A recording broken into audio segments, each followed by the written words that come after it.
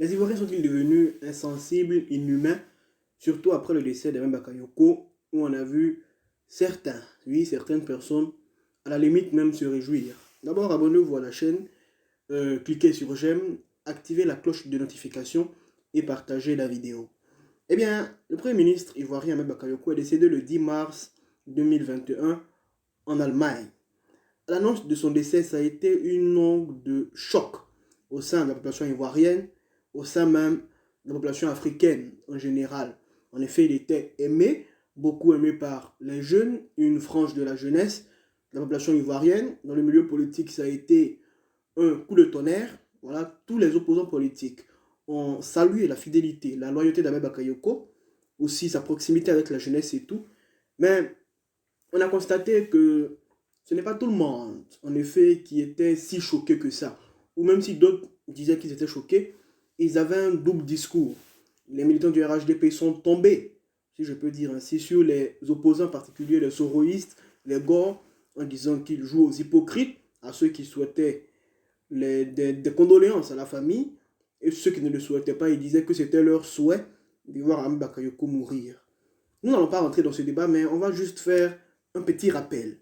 D'abord, avant de se plaindre, il faut voir les actions que les différents individus posent. Le président Gbagbo disait ainsi, quand un homme marche, il laisse des traces. C'est-à-dire, Bakayoko n'était pas un homme sain. Non, il est mort aujourd'hui, oui, certainement, on ne va pas rappeler ses mauvais côtés, mais essayons juste de passer en surface. C'était pas un homme sain. Des gens sont en prison. Depuis 2002, il a participé à une rébellion qui a endeuillé des familles, qui a mis en lambeaux certaines communautés. Je parle des Oué, des Guérés, avec le massacre de Diokoué, de Guy Trozon, bref. Plein d'Ivoiriens ont perdu leur famille, même tout dernièrement, 86 morts, avec la crise préélectorale qui a eu lieu en 2020. Des gens sont toujours en prison pour on ne sait quel crime ils ont commis. Des familles, des pères de famille ont leur compte bloqué. Je prends l'exemple de Lida Kwasi, dont il paraît que son compte est bloqué depuis 2011. Certaines personnes sont mortes en exil, sont décédées en exil, parce que leurs comptes ont été bloqués, ont été fermés par pure méchanceté, par pure politique. Bref, certaines familles ont vu leur père de famille, leur pilier s'effondrer à cause de la politique. Certains ont demandé à se faire soigner à l'extérieur et certains sont morts en prison depuis 2010 sans que cela n'émeuve quelqu'un. Des gens, des familles ont été décomposées, ont été laminées à cause de la politique. Des gens sont en prison jusqu'à aujourd'hui depuis 10 ans, meurent en prison. On a même tout dernièrement un commissaire apparemment sous Gbagbo dont la femme est décédée alors qu'il est en prison depuis 10 ans. C'est la femme qui soutenait la famille, c'est la femme qui s'occupait de ses enfants. Bref, quand on rappelle tous ces faits, eh bien, triste, c'est bien triste, mais ça ne justifie rien la méchanceté. Mais ça prouve au moins que le mal est profond et que c'est une cause, il y a plusieurs causes à ce manque d'humanisme que certains ont critiqué, mais il y a des responsables. Chacun de nous est responsable, on peut le dire, mais au moins reconnaître son tort et demander pardon, il n'y a rien de tel. Mais au RHDP, apparemment, il paraît que eux, ils n'ont rien fait. Ils sont toujours les victimes. Ce sont les autres qui sont contre eux. Voilà, personne n'a fait quelque chose dans leur parti. Leur parti, ce sont les plus sains.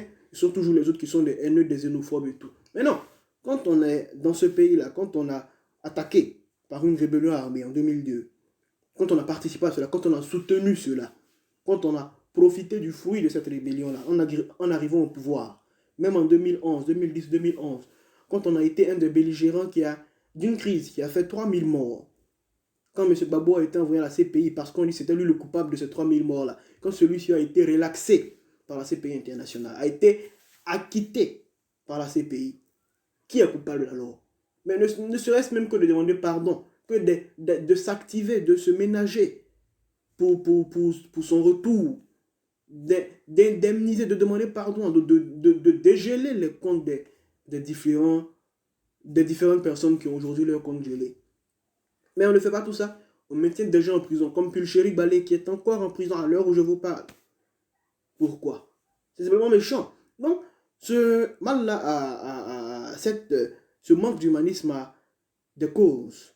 et des causes très profondes qui remontent même avant, mais on ne va pas revenir dessus. Mais voilà.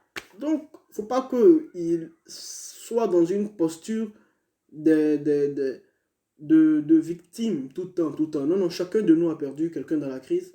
Chacun de nous a été victime à un moment donné. Mais il faut reconnaître son tort et demander pardon et avancer.